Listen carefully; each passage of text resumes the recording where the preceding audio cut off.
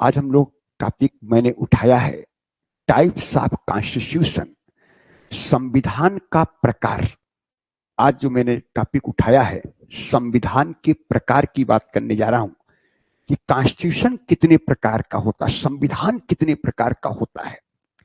संविधान भी कई प्रकार का होता है। आपके स्क्रीन के सामने है उदारवादी संविधान, साम्यवादी संविधान, समाजवादी संविधान, सत्तावादी संविधान, पंथ निरपेक्ष संविधान, लोकतांत्रिक संविधान, प्रगतिशील संविधान और आध्यात्मिक संविधान।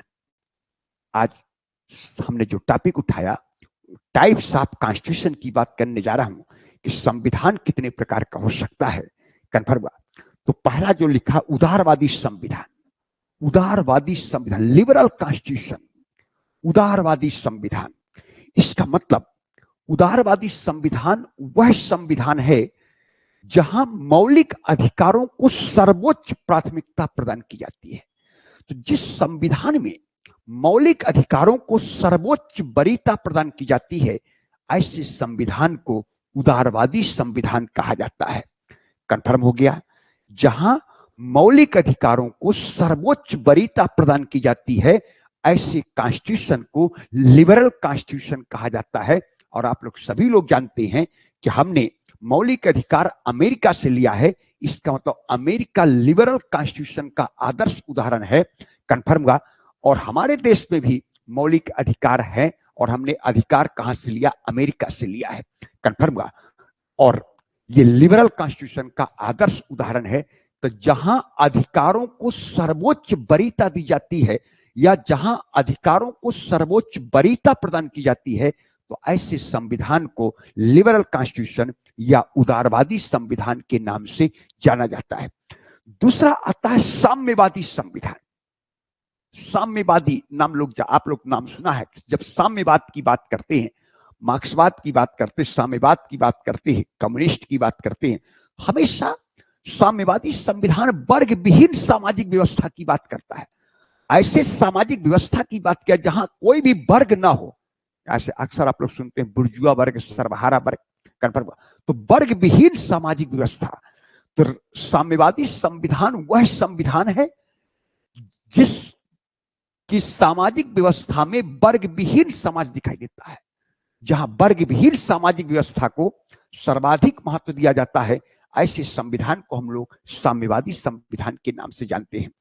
तो वर्ग विहीन सामाजिक व्यवस्था को उच्च स्तरीय महत्व देने वाले संविधान को, वर्ग विहीन सामाजिक व्यवस्था को उच्च स्तरीय महत्व देने वाले संविधान को साम्यवादी संविधान के नाम से जाना जाता है। तो दूसरा आप लोग नाम जानते हैं साम्यवादी संविधान। तीसरे की बात किया जाए, तीसरा संविधान तो समाजवादी संविधान की बात करते हैं। समाजवाद सभी लोग जानते हैं कि जब हम लोग समाजवाद की बात करते हैं, भारत के संविधान में ओरिजिनल कॉन्स्टिट्यूशन में कहीं भी समाजवाद नहीं था, लेकिन 42वां संविधान संशोधन अधिनियम 1976 में प्रस्तावना में संशोधन करके समाजवाद शब्द को जोड़ा गया और सामाजिक आर्थिक व्यवस्था, समाजवादी आर्थिक व्यवस्था संविधान का मूलभूत ढांचा बताया गया सुप्रीम कोर्ट के द्वारा। अब थोड़ा सा ध्यान रखिए, समाजवादी संविधान क्या है? जहां संसाधनों के समतामूलक वितरण की बात किया जाता है। जिस संविधान में संसाधन के समतामूलक वितरण की बात किया जाता है, संसाधनों के समतामूलक वितरण की बात किया जाता है, ऐसे संविधान को समाजवादी संविधान कहा जाता है। इसका मतलब संसाधनों पर संकेंद्रण किसी व्यक्ति का नहीं होगा। जहां संसाधनों पर संकेंद्रण समुदाय या राज्य का होगा ऐसे संविधान को हम लोग समाजवादी संविधान कहते हैं। जब समाजवादी संविधान की बात करते हैं तो संसाधनों पर संकेंद्रण किसी व्यक्ति का नहीं होगा, संसाधनों पर संकेंद्रण समुदाय या राज्य का होगा ताकि संसाधनों का समतामूलक वितरण किया जा सके।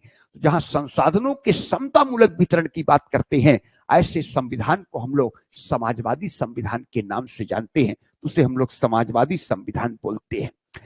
नेक्स्ट आता है सत्तावादी संविधान। सत्तावादी संविधान हमारे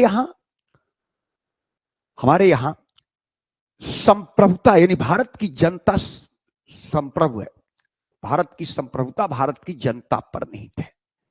इसका मतलब मंत्रि परिषद सामूहिक रूप से लोकसभा के प्रति, लोकसभा के माध्यम से हम भारत के लोगों के प्रति उत्तरदायी है। भारत एक संप्रभुता संपन्न राज्य है। भारत की संप्रभुता भारत की जनता में निहित है। इसीलिए राष्ट्रपति के चुनाव में भारत की अधिकांश संप्रभु जनता को शामिल करने का प्रयास किया गया। इसका अर्थ हमारा देश एक संप्रभु है। लेकिन यहां हमारे देश में अनियंत्रित संप्रभुता की बात है कि नियंत्रित संप्रभुता, संप्रभुता का जनता का नियंत्रण है। लेकिन जहां सत्तावादी संविधान, जैसे चाइना, मैं चाइना की बात कर रहा हूं, चाइना एक सत्तावादी संविधान की बात करता है। तो सत्तावादी संविधान में अनियंत्रित संप्रभुता को महत्व देने वाला संविधान, अनियंत्रित संप्रभुता को महत्व देने वाला संविधान को सत्तावादी संविधान कहते हैं, जिसका आदर्श उदाहरण चाइना है। वहां अनियंत्रित संप्रभुता को महत्व दिया गया है। कन्फर्म हुआ। भारत में हस्तक्षेप के सिद्धांत पर आधारित भारत में, हम कन्फर्म हुआ, हमारे यहां जनता का नियंत्रण होता है। भारत की संप्रभुता भारत की जनता में निहित है। संप्रभुता का नियंत्रण भारत में दिखाई देता है। इससे आप लोग सभी लोग जानते हैं कि मंत्रि परिषद सामूहिक रूप से लोकसभा के माध्यम से हम भारत के लोगों के प्रति उत्तरदायी है। सिद्ध करता कि भारत एक संप्रभु राष्ट्र है। भारत की संप्रभुता भारत की जनता में निहित है। कन्फर्म हुआ। हमारे यहाँ नियंत्रित संप्रभुता है, लेकिन जहां सत्तावादी संविधान होता है वहां अनियंत्रित संप्रभुता को महत्व दिया जाता है। अनियंत्रित संप्रभुता को महत्व देने वाले संविधान को हम लोग कहते हैं सत्तावादी संविधान। नेक्स्ट आता है पंथ निरपेक्ष संविधान। नेक्स्ट आता है पंथ निरपेक्ष संविधान। पंथ निरपेक्ष संविधान जहां राज्य एवं धर्म एक दूसरे से अलग करने वाला संविधान, राज्य एवं धर्म को एक दूसरे से अलग करने वाला संविधान, यानी राज्य का कोई धर्म नहीं है। कन्फर्म हुआ।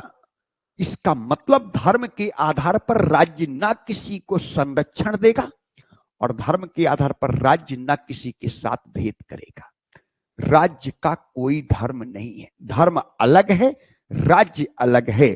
तो जहां राज्य एवं धर्म को एक दूसरे से अलग करने वाला संविधान हो, अर्थात ऐसा संविधान जिसमें राज्य का कोई धर्म नहीं है, इसका मतलब धर्म के आधार पर राज्य ना किसी को संरक्षण देता है और ना ही धर्म के आधार पर राज्य किसी के साथ भेद करता है, ऐसे संविधान को हम लोग क्या बोलते हैं? पंथ निरपेक्ष संविधान। और आप लोग सभी लोग जानते हैं कि हमारे यहां ओरिजिनल कॉन्स्टिट्यूशन में पंथ निरपेक्षता शब्द नहीं था, लेकिन 42वां संविधान संशोधन अधिनियम 1976 में प्रस्तावना में संशोधन करके भारत को एक पंथ निरपेक्ष राज्य घोषित कर दिया गया। भारत एक सेकुलर स्टेट है। पंथ निरपेक्षता को जोड़ा गया और 1994 में यस और मुंबई बनाम भारत संघ में सुप्रीम कोर्ट का डिसीजन आया कि पंथ निरपेक्षता संविधान का मूलभूत ढांचा है। इसका मतलब भारत एक सेकुलर स्टेट है, सेकुलर कंट्री है। इसलिए हम लोग कहते हैं कि भारत एक पंथ निरपेक्ष संविधान की बात करता है कि भारत का संविधान पंथ निरपेक्ष है। इसका मतलब कि राज्य का कोई धर्म नहीं है। धर्म के आधार पर राज्य न किसी के साथ भेद करेगा और धर्म के आधार पर राज्य न किसी को संरक्षण देगा। कन्फर्म हुआ। आप एक व्यक्ति के रूप में किसी भी धर्म के अनुयायी हो सकते हैं, लेकिन जिस समय आप पद के रूप में काम करेंगे उस समय आपके लिए सर्वधर्म संभव होगा। आप सभी धर्मों का समान आदर और सम्मान करेंगे। किसके रूप में? पद के रूप में। हाँ, व्यक्ति के रूप में आप किसी भी धर्म के अनुयायी हो सकते हैं। हर व्यक्ति का अपना धर्म अलग अलग हो सकता है, वो इंडिविजुअल रूप में किसी भी धर्म का पालन करे। लेकिन जिस समय आप सार्वजनिक पदाधिकारी के रूप में काम करेंगे, कन्फर्म हुआ, तो उस समय आप पंथ निरपेक्षता का पालन करेंगे, क्योंकि राज्य का कोई धर्म नहीं है। भारत एक पंथ निरपेक्ष राज्य है, तो सर्वधर्म संभाव की भावना होनी चाहिए। सभी धर्मों पर समान आदर और सम्मान की भावना होनी चाहिए। इसका मतलब भारत धर्म पंथ निरपेक्ष राज्य है। धर्म के आधार पर न किसी को संरक्षण देंगे और धर्म के आधार पर न किसी के साथ भेद करेंगे। ऐसे संविधान को हम लोग कहते हैं पंथ निरपेक्ष संविधान। तो भारत एक पंथ निरपेक्ष संविधान है। नेक्स्ट आता है लोकतांत्रिक संविधान, डेमोक्रेटिक कॉन्स्टिट्यूशन। लोकतांत्रिक संविधान, लोकतांत्रिक संविधान का मतलब जहां समता एवं न्याय जैसे सिद्धांतों को प्राथमिकता प्रदान की जाती है, जहां समता एवं न्याय जैसे सिद्धांतों को वरीयता प्रदान की जाती है, ऐसे संविधान को डेमोक्रेटिक कॉन्स्टिट्यूशन कहा जाता है। समता एवं न्याय, जहां समता एवं न्याय जैसे सिद्धांतों को वरीयता प्रदान की जाती है, ऐसे सिद्धांत को, ऐसे संविधान को हम लोग डेमोक्रेटिक कॉन्स्टिट्यूशन कहते हैं। आप लोग सभी लोग जानते हैं कि भारत में हमारे यहाँ न्याय की बात करते हैं हम लोग। कन्फर्म, न्याय का मतलब निष्पक्षता। न्याय, भारतीय संविधान का सारांश भी न्याय है। कन्फर्म, 3 प्रकार के न्याय की बात प्रस्तावना में है। सामाजिक, आर्थिक और राजनीतिक न्याय की बात करते हैं। समता की बात करते हैं हम लोग। कन्फर्म, समता, इक्विटी की बात करते हैं हम लोग, समानता की बात करते हैं, इक्वालिटी की बात करते हैं। तो जहां समता एवं न्याय जैसे सिद्धांतों को वरीयता प्रदान किया जाता है, ऐसे संविधान को हम लोग लोकतांत्रिक संविधान के नाम से जानते हैं। और नेक्स्ट आता है प्रगतिशील संविधान, प्रोग्रेसिव कॉन्स्टिट्यूशन। प्रगतिशील संविधान, इसका मतलब है कि परिस्थितियां बदलती रहती है, नई परिस्थितियों एवं परिवर्तन को अनुकूलित करने की क्षमता रखने वाला संविधान। नई परिस्थितियों के अनुसार अपने आप को बदल लेना, जब जैसी सिचुएशन हो उसके अकॉर्डिंग अपने आप को बदल लेना। कन्फर्म, उसके अकॉर्डिंग अपने आप को एडाप्ट कर लेना। ऐसे संविधान को हम लोग प्रोग्रेसिव कॉन्स्टिट्यूशन कहते हैं। तो नई परिस्थितियों तथा परिवर्तन को अनुकूलित करने की क्षमता रखने वाले संविधान को प्रगतिशील संविधान कहा जाता है। इसलिए हम लोग कहते हैं कि समय के परिवर्तन के साथ हमारे यहाँ हम लोग संविधान में बहुत सारा चीजें नए नए जोड़ते भी हैं, और जो चीजें अप्रासंगिक है उसको संविधान संशोधन करके हम समाप्त भी कर सकते हैं। इसलिए हम लोग कहते हैं भारत का संविधान लचीला भी है और कठोर भी है। कन्फर्म, इसलिए भारतीय संविधान के अनुच्छेद 368 में संसद को संविधान संशोधन करने का अधिकार दिया गया कि संसद संविधान संशोधन करके जोड़ भी सकती है, घटा भी सकती है, क्योंकि समय परिवर्तन एक प्रकृति प्रदत्त प्रक्रिया है। इसका मतलब जब जैसा बदलाव आए उसके अकॉर्डिंग आप अपने आप को बदल लें, और आपको उसको एडाप्ट करने की क्षमता होनी चाहिए, नहीं तो विकास की प्रक्रिया से बाहर हो जाएंगे, वो अप्रासंगिक हो जाएगा। इसलिए प्रगतिशील संविधान का आदर्श उदाहरण भारत है। हम लोग कहते हैं कि भारत में प्रगतिशील संविधान कहा जा सकता है, क्योंकि नई परिस्थितियों तथा परिवर्तन को अनुकूलित करने की क्षमता रखने वाले संविधान को हम लोग प्रोग्रेसिव कॉन्स्टिट्यूशन कहते हैं, प्रगतिवादी संविधान कहते हैं।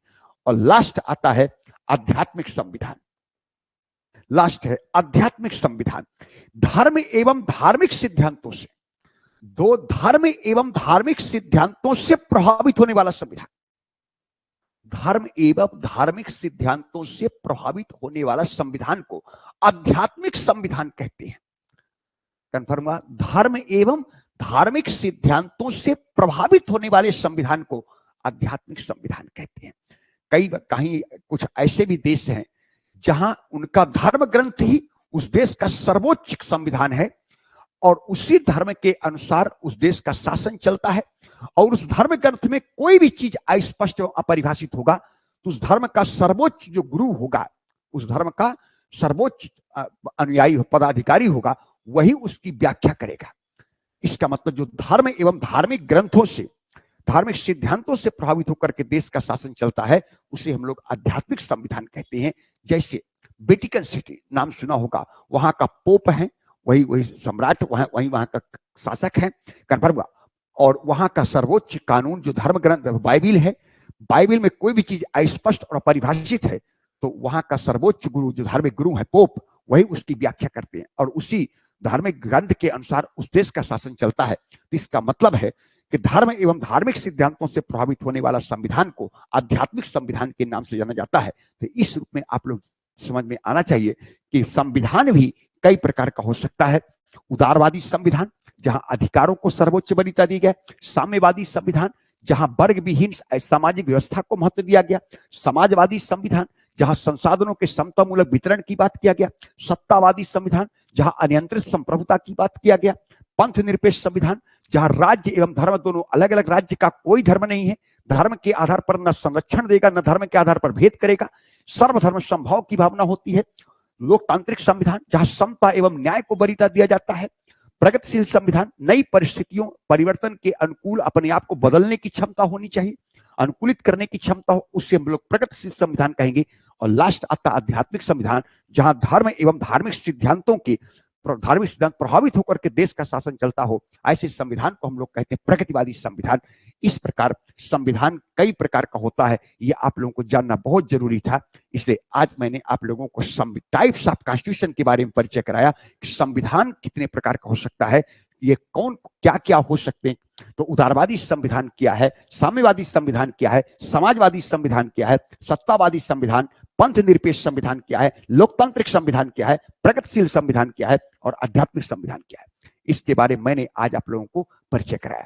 मुझे पूरा विश्वास है कि आप लोगों को क्लास काफी बेहतर तरीके से समझ में आया होगा और आप लोगों का दृष्टिकोण में बदलाव जरूर आएगा, कन्फर्म। इसी के साथ मैं आज का क्लास ओवर कर रहा हूं। आप लोगों को बहुत बहुत धन्यवाद, बहुत बहुत धन्यवाद।